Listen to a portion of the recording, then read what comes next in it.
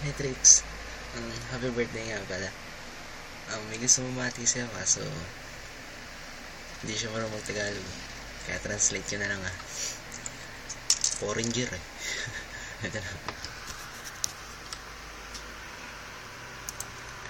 Hi Trish, happy birthday to you. Ang napakatao mo. Kaya kulang sa'yo yung mga pagkain. Kaya maganda ka na marami kasi kulang pa talaga sa'yo yun. Happy birthday sa'yo. Huwag ka sana magbago, maging mabait ka sana sa mga kaibigan mo. At sana maging masaya ka. Gawin mo lang ng mga bagay na makakapagpasaya sa'yo. Congrats nga pala kasi graduate ka na. Ayun lang. Maraming salamat. Happy birthday ulit.